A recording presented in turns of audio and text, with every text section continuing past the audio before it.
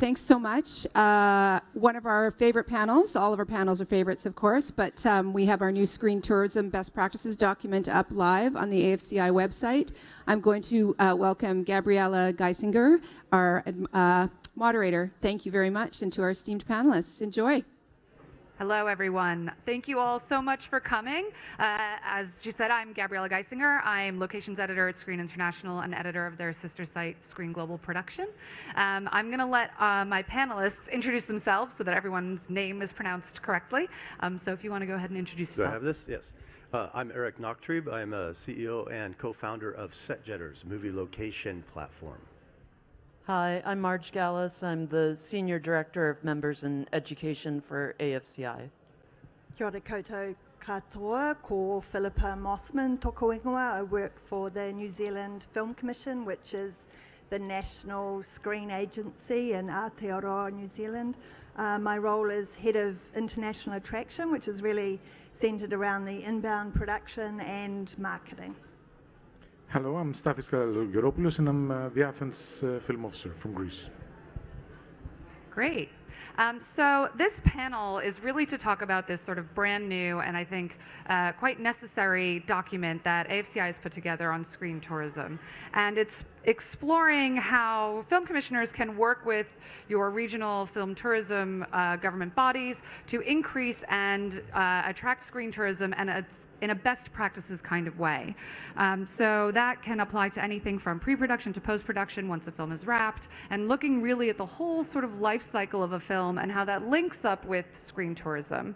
So I guess to start off with, I'm going to talk with Eric and Marge here about the best practice document, and I want to know how this partnership kind of came to be in creating this piece of work. Well, it was really interesting. SetJetters, which created the platform for the fandom, found itself at the intersection of all the stakeholders, film commissions, DMOs, tourism, etc. And we found alignment with AFCI in trying to figure out how to help them have these conversations around film tourism, how to partner, and really create this document that is a way to navigate and create strategy. Because there was a lot of disjointed conversations. And I think we wanted to work on a document to really help identify the value of working towards screen tourism. There have not been other documents that we could find that really highlighted how to implement screen tourism into a region. There were a lot of educational and scholarly documents that talked about the value of tourism in the economic end of a project or initiatives that had been in place, but nothing that really identified and highlighted how to get that activity started from the beginning.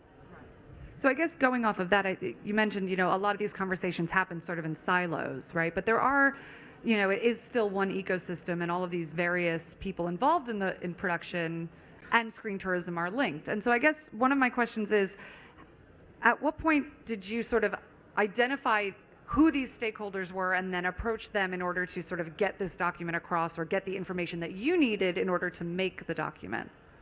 Well, on our side, it was really a aggregation of all the conversations we'd been having, from the small little 800 person town that's very passionate about the one scene they have, up to film commissions, around the world are very well committed to film tourism, to their tourism body, and film commission will often fall under the same roof.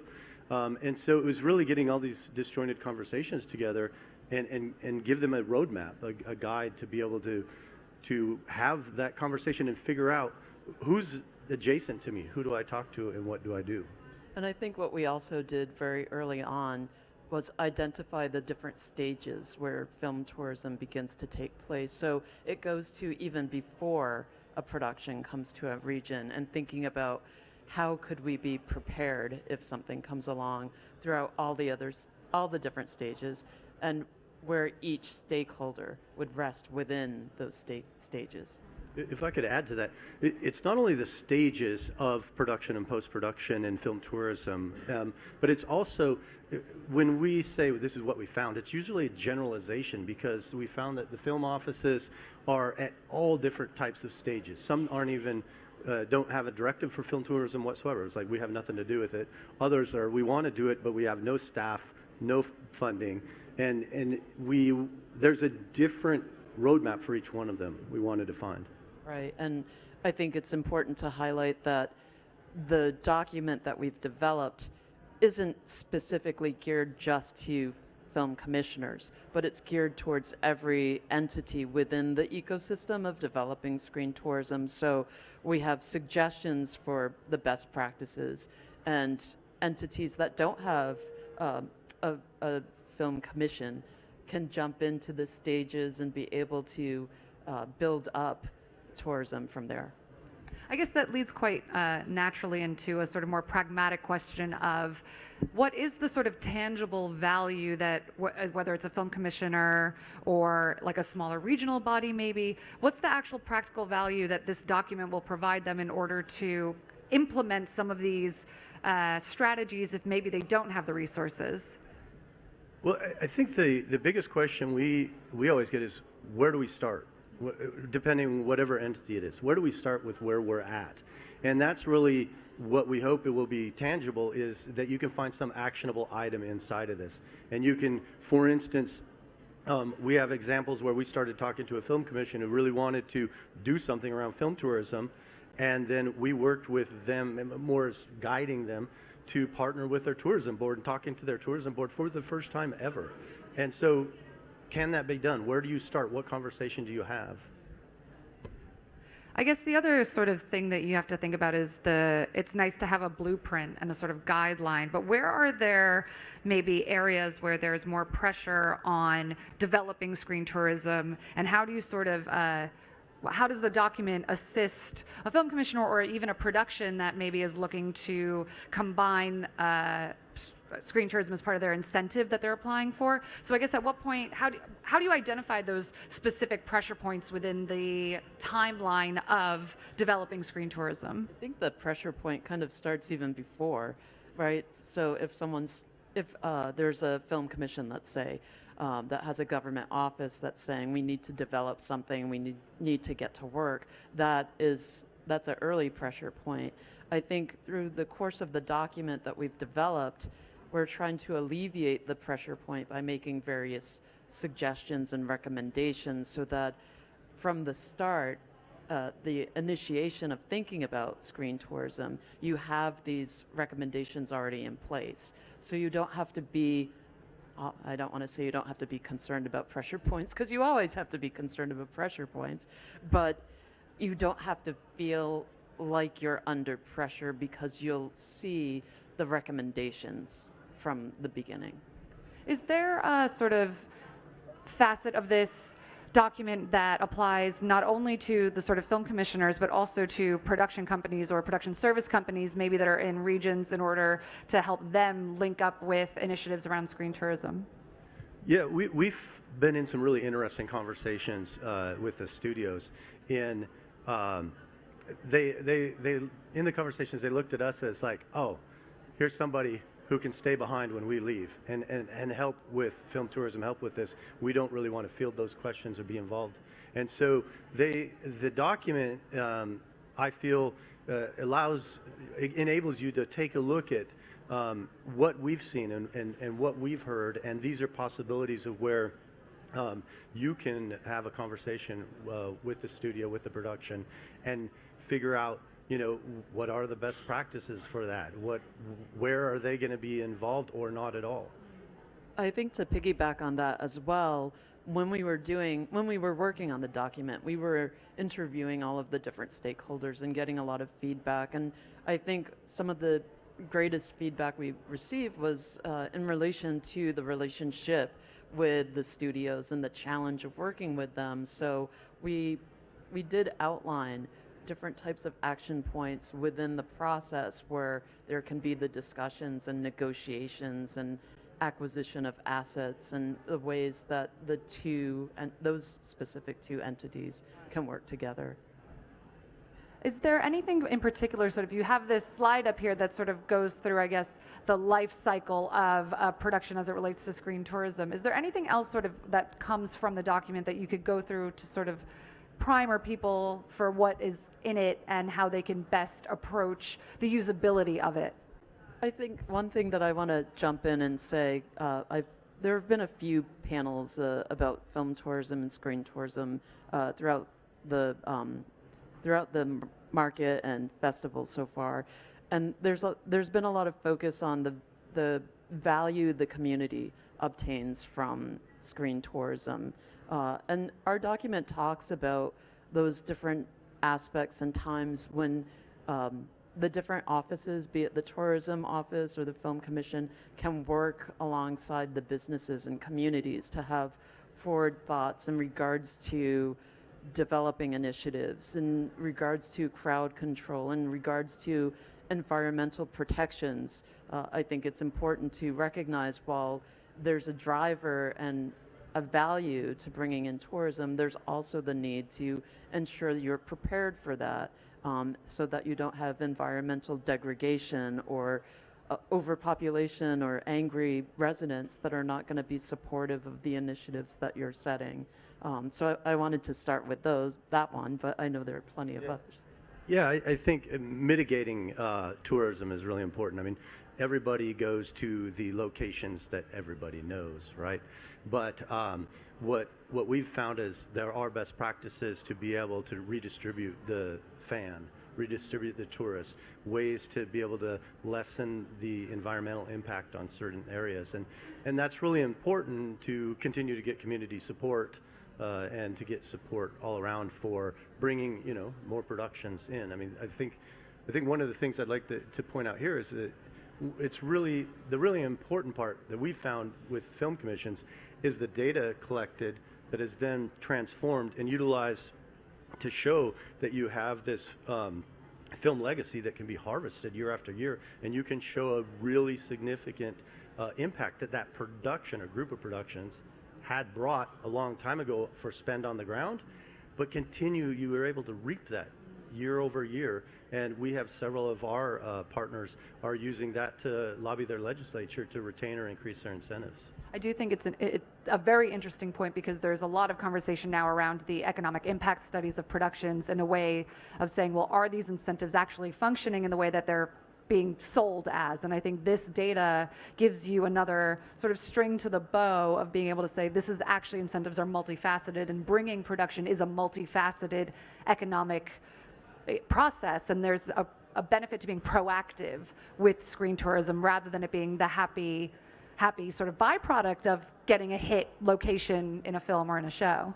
Yeah, I think it's also important and relevant to highlight in this cycle that part of the benefit of improving tourism is that it helps reinforce the value of production in the first place. So it goes right back to where it begins with production and bringing more production to your community.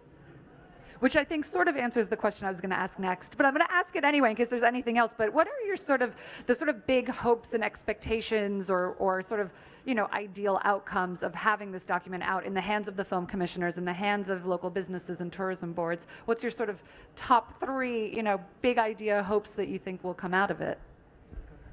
I think we hope that no matter where you are as a film office or a community, or however you're attached to this production that came through your region, that film, the tourism, the economy around it is accessible to you. You can access it, and hopefully this is a roadmap in which you can follow to do that. I think the other thing is to make sure that I hope that people are able to take a look at this as not only a guideline for you as a film office, but as a way to collaborate to the adjacent tourisms, the studios, the communities, and the fans themselves. They all play a role. And so hopefully we're able to see that come together, because in the end, as our company, we had no idea we'd be at this intersection of all those voices. And it was pretty chaotic and still is. And we just hope that it streamlines a little bit, and they start talking to each other, because everybody, if they work together, you really can justify, more incentives, more production. I think it's important to recognize that there are other players in the system. So it's not beholden just on a film commission to do this, or just on the tourism body to do this, or that the studio has to be more supportive, that everyone has a place within the development of screen tourism. And this document provides suggestions of how to establish something. We recognize that the industry is always changing, so a portion of our document is a living document. We have a matrix that highlights the different stages of production and where each stakeholder's involvement lies. And this is something that can constantly be updated, especially as the industry evolves and as screen tourism evolves. Wonderful. So I'm going to move on to Philippa and sort of talk about screen tourism sort of in the real and as it's happening. So, I'm a massive nerd. I love Lord of the Rings. I have yet to make it to New Zealand, but it's one of those things I've always dreamt about going to New Zealand and seeing, Hobbiton and being in that world. And obviously we have a more contemporary sort of view with the Minecraft film, which is particularly use the incentive that has screen tourism built into it. So I want you, if you could talk us through a little bit how that was developed and how the Minecraft film actually used it to their benefit, and then what you saw as the benefit of that. Sure, love to do that. And just to explain a little bit about the New Zealand Film Commission first up, because we're a little bit different in some ways from other film commissions in that we fund New Zealand filmmakers and promote New Zealand filmmakers. We provide a number of funds for that purpose, as well as attracting the inbound production and all the work that goes around that. And we also administer the incentive. So we have those three functions, and we advise the ministry on changes to the incentive. So how our incentive works is however, not uncommon. It's a 20% cash rebate, lots of attractive aspects to it. And then certain productions may access what we call a 5% uplift, which is for those productions which are interested in connecting with New Zealand's broader aspirations, if you like. And the 5% uplift has a test component. There are 6 parts to this. A lot of them are to do with production related activities, hiring New Zealand HODs. What are you doing in the sustainability world? Are you interested in investing in infrastructure? All those sorts of things we're familiar with. This room of film commissioners will be familiar with. And then we have a section which is, do you want to form a film tourism partnership, which is a partnership that we, the Film Commission, manage and foster with Tourism New Zealand, to which we are not directly linked, but we are joined at the hip in lots of ways in terms of us being very invested in their objectives and they in ours. So the example of Minecraft is sort of coming from a different angle, because it's not really about a hit location. It's not about something that was filmed in the Minecraft movie and film tourism, leveraging that to have people come to that location that was in the film. What the opportunity that we had essentially was for Tourism New Zealand to be able to partner with Mojang Studios, which designed a Minecraft movie, and Warner Brothers. And through this partnership, it was to be that there would be 6 free pieces of downloadable content, DLCs they refer to it, which is essentially sits alongside the Minecraft game, but isn't part of the game, and is free to all global Minecraft players. So it's the first time that Mojang had ever done this. And as a Minecraft player, what you can do right now is you can, as you're playing, you go into their, I think they call it Minecraft Marketplace, and you can download these 6 pieces of New Zealand content which essentially transport you into that familiar, blocky, Minecrafty world, but actually you're in New Zealand. So these are 6 New Zealand locations. You can ride a waka, a canoe in one of the fords. You can discover the glowworms at Waitomo Caves, or go searching for rare native birds on a beautiful island sanctuary. You can go to Rotorua and look at the geysers and the boiling mud and that sort of thing. And you, as a player, you're going in there also as a film director. That's your role. So it's all beautifully linked.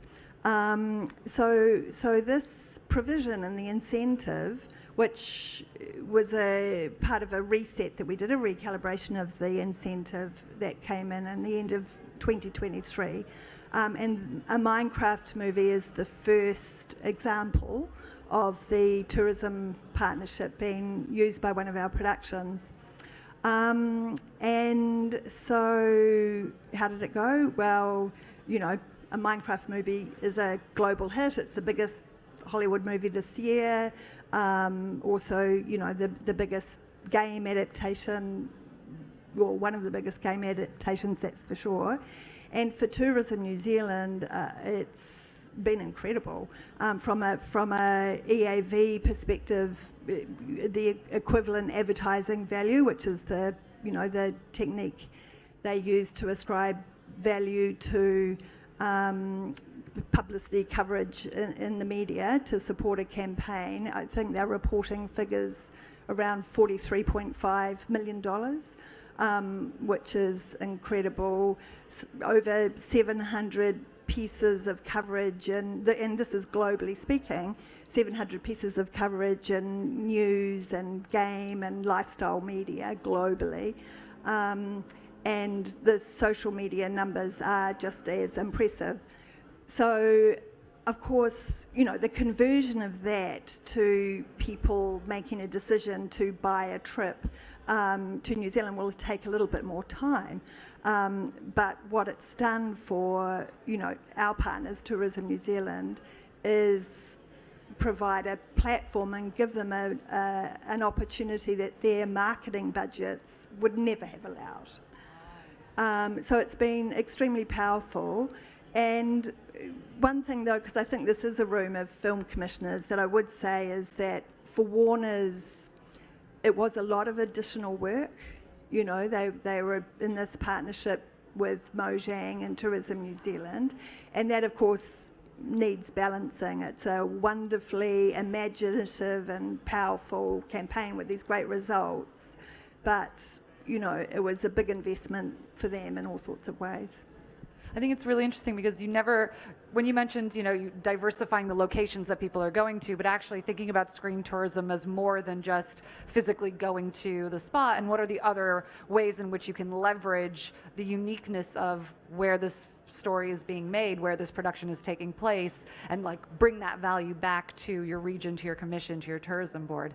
I just want to briefly touch on, I think, one of the other things that you talked about was sort of easing the burden on the environment and on communities. And I think in New Zealand in particular, and in North America as well, there's a relationship that you have with the indigenous cultures that already exist in these places that have been historically marginalized and worse, right? So I think that's something that's obviously on the forefront of the minds of the best practices document. But from your perspective in New Zealand, how did establishing this as part of the incentive with the uplift, how do you balance working with indigenous communities to sort of leverage their places specifically within that guideline, within that incentive?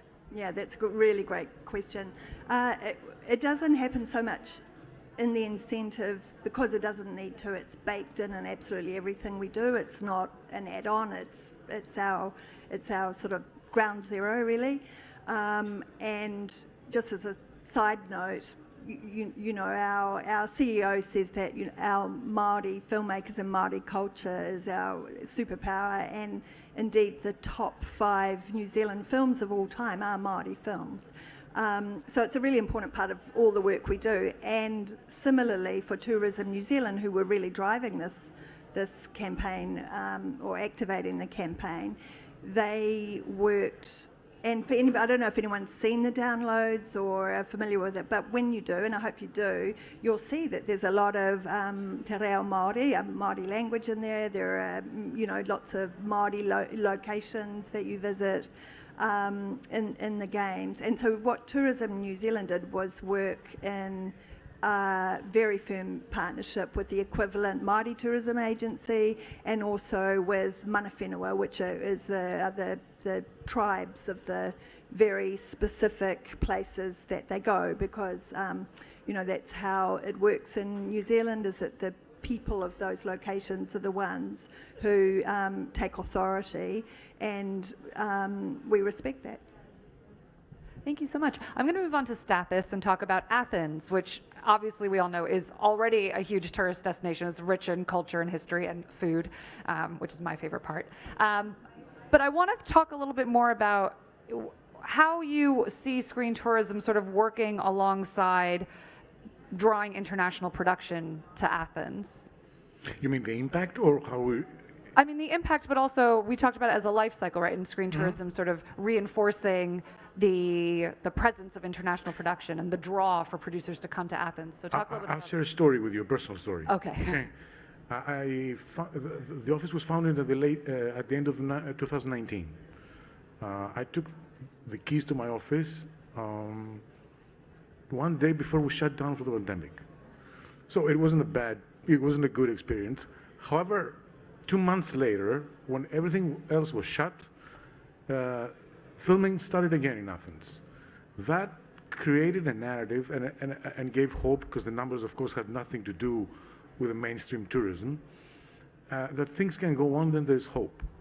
And that particular 6 months that we actually were out working with the crews, with masks, with vaccines later, but tests every day, and hanging out with people of tourism and hotels and different services, we helped carry hope to this industry. That paid back, because it was an intimate and personal relationship, because Athens is big, but you know what? The whole world is small, and people, they know each other, and that was appreciated. On the other hand, in a more, let's say, strategic approach about what the city expects from filming and production, it expects to be more than a gatekeeper of antiquity. It needs to be part of the current culture and part of the current world. It's not just you come to Athens and it's a thematic park where you go to the Acropolis, you go down, you have a souvlaki, and then you go to the islands. No, it needs to be part of the narrative. And because we're part of the filming industry, that's our narrative. And that's why, apart from actually helping and facilitate production and attracting production, and working with the cash rebate in order to help before the production and after, we also invest in developing narratives. And I have Christina Mitropoulou here, who is the head of development of the Athens Film Office, and she's this is part of an initiative we have to bring productions from the beginning, from the script. So we need to be part of this era, not just by classically sharing locations. Locations, yes, bring tourism, but narratives build brands, and this is what we want to do in the city. That's how we deal with the whole thing. I think it's interesting because we talked about you talk about building a brand, and I think last year when I was here, we talked about Switzerland, which was the country of honor then, and location stereotypes, and this idea that a region is known just for this one thing. It's a mountain, it's the Acropolis, it's the beaches, and I think part of what this can offer to film commissioners, to supporting the incentives, is this idea that actually there's a way that's inherently built into international production to diversify what your region is known for. And so I guess That's just my 2 cents. But so I'm wondering, in terms of Athens and the Film Office, how closely are you able to work with the Tourist Board as stakeholders in the sort of life cycle of international production, in terms of, you're talking about the development stage. On the flip side, at the end of the life cycle, how closely are you able to work with the Tourism Board to develop screen tourism? We are part of the Tourist Board. Oh, of course. Yes, yes, yes. So Yes. they're sitting next to us. So Yes. we don't have to give them a call. They know what we're doing. And even our presence here and whatever we're doing and any production that's happening, it's being, of course, shared with everybody in the city. Develop Athens is the destination management of the city, and Film Office is part of that holistic approach about how you develop a destination and how you manage a destination, because it's not just bringing production, it's not just about bringing tourists, and it's about how you make sure that you have the resources so they can be happy, and also have policies to make sure that people who live in Athens don't freak out. Okay, I'm sorry about my, yeah, that was not very, but that's the idea. And we see resentment in tourism in different destinations right now happening all over the world. Prices go up, rents go up, and we need to make sure that we mitigate also tourism, and we have, in order to do that, first we need to have metrics. And in order to do that, last year the city commissioned a study to actually measure what is happening and make sure that we don't end up in like other cities that they were thrilled having tourists, but then there's this fight and this between the tourists and the residents. Also, what if we focus on the filming industry, and if you want to go and manage resources in terms of a city in energy, in waste, in traffic, and if you want to implement green practices, you need to be able to have actual numbers before. So this part of the study, which will be available to you, Marjorie, we can upload it somewhere and people can have it, or in our website. It's the first, let's say, photograph of what was happening in Athens until December. It's been narrowed down to neighborhoods, not just bigger. Athens is not big geographically, but it's the distribution of tourism is not even. So you have areas that are 2 kilometers apart, and they have no tourism, and in 2 kilometers it's jam-packed. So when you plan a production, you need to know when this happens. So you need to advise the production that you should come then, you should pick these dates, you should coordinate with the tourism industry. Or move 2 kilometers over and maybe, as it happened with Rise of Disney, which they moved to an area of Athens that nobody knew. And yeah, of course, that was a big thing also for the morale of the people. It's not, it doesn't just build brands, it also builds morale. People are proud when they're part of something bigger than them. I think that's really important, and I think that feeds back nicely in a way into this idea of best practices and a proactive approach to screen tourism. So it's not just something that happens and then you have to scramble to manage the impact, which can be good, but can also have some downsides as well, or some things that need to be managed, but being more proactive in creating policies. I want to ask you quickly, Seth, how did you go about this is a very comprehensive report. How did you actually go about aggregating all this data, and what were the sort of like guidelines that you were looking at when you sort of began undertaking it? I didn't do it. It was commissioned. You didn't do it yourself? No. It was the University of Piraeus and a private consulting company that did this thing, and they did interviews everywhere in Athens. The big thing with this is that this is the base. According to the results of this study, will hopefully be transformed into what the city calls observatory. So it will be a process of actually providing real-time data of what is happening in Athens in the tourist flows. A small part of it will have to do with screen data, with filming. How many productions came, how many people worked, where did they stay, what were they spending, and what was they spending on energy, everything. So this has to be part of the bigger thing that follows these results. And it will be, let's say, the observatory of filming in Athens.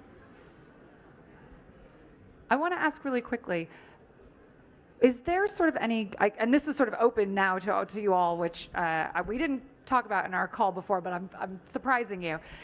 In terms of sort of for our audience members, for our film commissioners who are thinking, okay, well, this does seem like something that I want to undertake or talk with my film tourism board, what are the sort of, I guess, 3 main things you would recommend to prepare, in addition to looking at the document, in order to sort of figure out what are the key objectives when you start thinking about how screen tourism can benefit your region as a film commissioner? What are the sort of the main objects that you should be taking into account as you're developing those plans? From our perspective, what we've found, and it was surprising to us, is actually catalog your filming locations. Actually start there. You'd be surprised how many film commissions have no idea where the locations are. And this is when you bring a production to your region and you tell this story in this world that's created there, and then that production leaves, those filming locations are your story, are your narrative. The character are those locations, and they keep telling your story every day, every week, every month. People are visiting this because they're emotionally connected to that world and they want to stand in it. So catalog the locations. I know that's just one, but I'll let somebody go with another one. Well, I think another thing that's important to contemplate when you're thinking about this is that fans are going to visit the location whether you're engaged with them or not. So in knowing this, why not harness that power? Why not work towards developing something where you can encourage more people, you can have more control over what's happening, and then you can also have the data and the reporting on it that would be useful to highlight and help improve your industry overall. Yes, Philip, as someone who's done it already, what's your advice? Yeah, well, I was just thinking about that. I'm relieved to say we have an agency whose job it is to really think deeply about their tourism strategy. Actually, sort of for me, it's a little converse in a way. We, of course, are the land of Lord of the Rings, and that's been very impactful, and we still report incredible figures for the number of visitors to New Zealand who say that part of the reason that they've come is because they've they've seen the locations and want to experience them. For us as the Film Commission, and our objective is to secure production that is of benefit to many parts of New Zealand, but to our film community. In a way, we need to counter the idea that is New Zealand, because that is New Zealand, but it's only one part of New Zealand. We also have very interesting and useful built locations. We have locations that look nothing like the majestic mountains and glacial lakes and gorgeous wide valleys that you see in Lord of the Rings. So actually, it just means from the way we talk about New Zealand, we're needing to broaden the story because it was so incredibly successful that we almost don't need to market locations. Which is similar to what you were saying, Stathis, about what Athens is viewed as. Correct. And I would like to just add something. We deal with that by, in our minds, having two different distinct groups. One is the B2B group, as we say, which is the producers, the crews. But it overlaps with the tourists because these people, after they finish work, they need to have fun. They need to feel safe, and they need to feel exactly how a tourist or a guest, I would prefer the term guest feels in your home. Okay, so it enhances the other. So because it's a small world, as I said, and 5 years that I do this thing, there are many people who came to Athens, never been. They fell in love. They bought apartments, they come back. They want to find a new project and come back. For me, this is very important because it's like a customer satisfaction survey, okay?